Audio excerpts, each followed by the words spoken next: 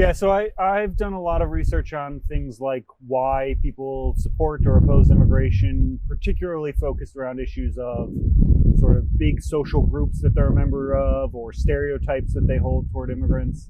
I've done some work on whether joining a labor union, for instance, shapes your attitudes toward immigrants.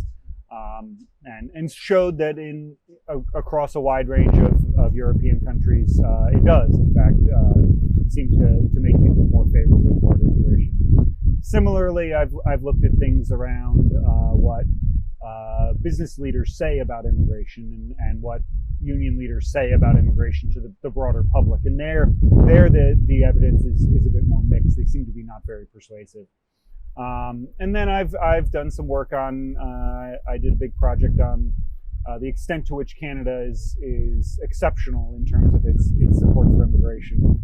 And my basic conclusion there is that Canadians are pretty similar to other populations. Canadians look like a typical relatively wealthy country and are pretty opposed to immigration if the conditions look the way they look elsewhere. And so if we have to explain Canadian exceptionalism, we have to look at big institutional factors and big social factors, such as the fact that Canada simply doesn't have a border with a country that is a typical immigrant sending country, and therefore people tend to be less afraid of immigration. So why do you think these questions are important to you?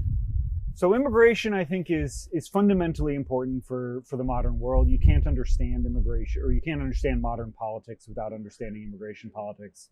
I am myself an immigrant, and so care about it for that reason. But I also care just because I think that if we're going to see aging populations in the global north and burgeoning younger populations in the global south, if we're going to use that imbalance to make people's lives better, we need to better understand how we build a consensus around a sane and procedurally fair but economically productive immigration system.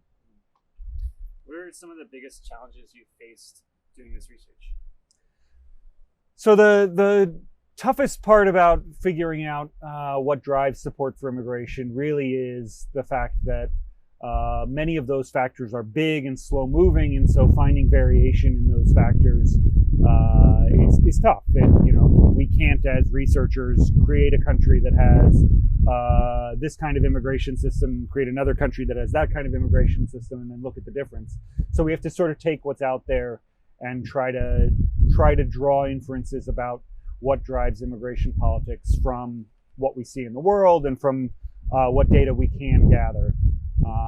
There's only so much information out there about what people think, and you also can't get inside people's heads. Surveys are good for telling you what people say they want you to believe they think, but people lie to you and people lie to themselves about what's actually going on inside their heads.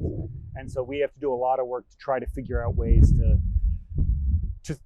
to see what people would think in a different context without actually being able to pick them up and put them in a different context. Have you found it difficult to publicize your work beyond the relatively small community of researchers on this topic? Sometimes. I was privileged to testify to the House of Commons and do things like that. I've done some public events, and you can often get some publicity. But yeah, it's hard to get the broader public to care about what academics think. We write in ways that are sometimes boring to outsiders, and we present big, complex mathematical models of what we're trying to argue about, and sometimes that's just not exciting. What has your research taught us that policymakers in the domain of immigration should know? So I think policymakers should know that the big things that they are capable of changing come on in sort of two buckets. Policymakers are capable of changing what political elites say about immigration. And if political elites are agreed that immigration is in general a good thing, that if they don't use it as a cudgel to attack others, if they don't promote stereotypes about immigrants, then we'll produce a better immigration outcome, a better politics of immigration. On the other hand, if they take positions, you see this most prominently with politicians like Donald Trump. If they use immigration to attack people, if they use stereotypes about people to attack people, then they will get worse outcomes. And then the other sort of piece of the puzzle from a policymaker standpoint is you can build institutions that allow the public to feel like the immigration is controlled and to feel like immigration is rational and systematic. And to the extent people feel that the government has a handle on it, they do tend to be more supportive, even of larger numbers and similarly sized or similarly structured flows of immigrants.